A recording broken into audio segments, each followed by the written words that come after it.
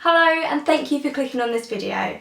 This video is actually going to be a really personal video. I'm going to share with you 4 books that have really impacted my life and I think will be quite life-changing and impact your lives, and that's why I'm making this video. I feel like I'm a changed person since reading these books, and I can't say that about the majority of books that I read, to be fair. So there's 4 books here. I'm not going to do a plot summary on each of them in the video, but down in the comments, down in the description, sorry, I have done a brief plot outline for you on each of these books. So if you want to go and find out a bit more information, you can down there. And I'm just going to get straight into it. The first book I want to share with you is Toni Morrison's The Bluest Eye. The way this book has impacted my life is that I have realised that I'm not the only person living in the world.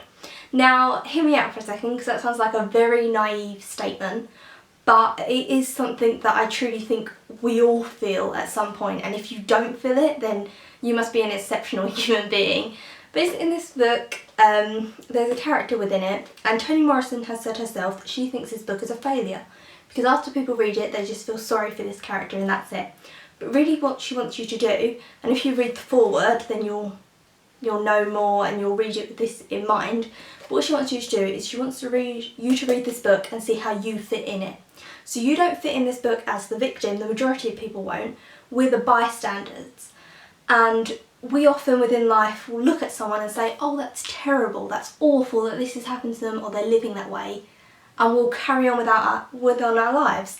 And what she's saying is that is incredibly damaging, and what we think we're doing is just like not impacting the storyline of this person at all, but what we're doing is we're condemning them. Every time we ignore someone and we ignore suffering, we are furthering them into that suffering.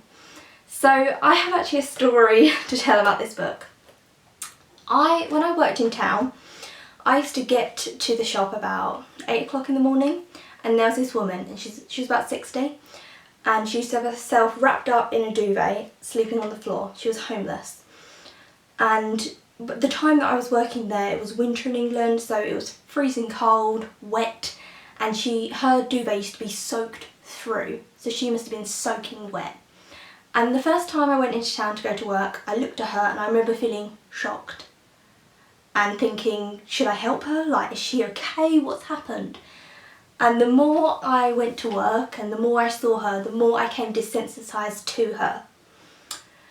And she was just another part of my day. She wasn't, like, my first reaction was to feel sorry for her and think I need to help. But gradually that goes and you continue living your life. And so I'd see her on my lunch break, when I went to work, my tea break, when I went home from work, and there were all times that I was doing something, I was going somewhere, and she didn't impact that, and I just ignored her. That's what I did. And so when I finished that job, she kept on playing on my mind, and I thought, I really want to help this woman in some way. And I thought, I want to tell her where the nearest hostel is, or I want to give her some money, or like, I had given her money before, but I wanted to give her like a proper amount of money or do something for her. And so I went into town and she wasn't there. And I don't know where she is. I don't know. I'm guessing she's still homeless and she's just moved on somewhere else. But I don't know where she is. And I will always regret that. And I think how that relates to the book is that I didn't help her because it wasn't fitting in my life. It wasn't going to help my life by helping her. And she wasn't impacting my life, so I just ignored her. And by ignoring her, she suffered more. And that's what The Bluest Eye is about. It's about we're all living on this tiny planet together. We have to get along and help each other, and we don't. The second book is Henrik Ibsen's A Doll's House. This is a play, and I'm just going to say one thing. If you haven't read this book or you're intending to read this book, skip this review. Skip to the next one. Don't watch me talking about it. So I hope the people have skipped who are supposed to skip, because I'm going to give you a huge spoiler to this book. It will spoil the book. So hopefully you've skipped. This is about being a woman, and in this the woman realises that she is a mother and she is a wife, and that's it. She doesn't have her own personality, she doesn't have her own character. This woman looks back on her life and says, I'm nobody. I have no personality. I have followed what other people, mainly men, have given me, and that's it. And I am nobody. I am vacant as a person. and it's just so beautifully written. It's a stunning play, and I'm actually going to get to study it at university this year, which I'm really excited about. But yeah, it's a beautiful book, and I think any females out there, this book is definitely for you. It's a play, it's a really quick read. Next up I have, it's a poem. This is a poetry collection. It's called Love and Misadventure by Leav, and I actually have a review for it. I'll link, if I have spoken about this book before, which I'm sure I have, I'll link the videos down below. This is very hit and miss, so I like some of them and I don't like others, but when you connect with one of her poems, it's like shocking how much you connect with them. So when I did my video about being shy, a lot of other people who watched my video said I'm also shy.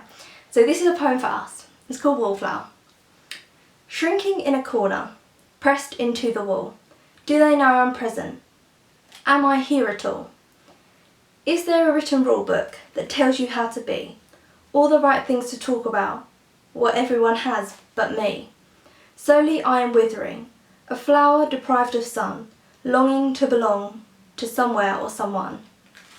That connects with me on so many different levels, and I thought I'd include it in this video mainly because when I did my shy video, a lot of people said that they were also shy, so I think that poem will connect with you, especially the line that's like kind of talking about small talk. And I often feel that when I'm in a big group and everyone seems to know small talk and how to talk and I don't. So yeah, her stuff for me is a bit hit and miss, but when I connect with it, I connect with it more than any other like poet or anything. Stunning. So definitely check out her work because I feel like there's something for everyone. And last but not least is a book that I will always harp on about. I talk about it so much. I probably over talk about this author, although she's so fantastic you can't really over talk about her. And it's Walk in the Colour Purple, what a surprise!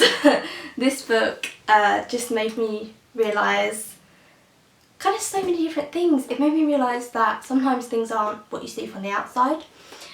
It made me realise that other people's suffering that I didn't know about really, and different stuff like that. But it also made me realise about how your inner hate can destroy you. And the main character kind of hates herself and she thinks she's ugly, and how that's kind of destroying her and how she's holding herself down as well. So other people are telling her she's going to be nothing, and then she's telling herself she's going to be nothing. So she's pushing herself farther down and she doesn't quite realise that. But it's not until the end she realises that to build herself up, she's never going to change the opinions of people who think she's nothing. They're never going to change. So she needs to change the opinion of herself. And I think that's a beautiful moral, and it's often done within books, but I personally feel it's not done very well. Because if you look at the majority of teen movies, the girl starts off a geek and then she goes through this fantastic transformation, and then at the end she loves herself and the makeover helped her and all this. And it's just, it's not real life. This is about, it doesn't matter what you look like on the outside, it's what you think of yourself, and you have to love yourself and accept yourself, and that you won't get accepted through other people. It's just an amazing book, and it has so much like heart and soul in it. So they're the 4 other books, and they're the 4 books who I think have impacted my life the most out of all these books behind me, all the books over there. So tell me down below if you've read these books, but also tell me what books have impacted you as a person, because I think these books can help people in general, but a lot of people have connections to books because it has something to do with their personal life. So I hope you enjoyed this video. I hope it was informative or helpful, and I hope you're going to read these books because they are just beautiful. So tell me down below your stories and the books that impacted you, because I'm genuinely very interested to know so I can start reading those books. And I will see you very soon for another video.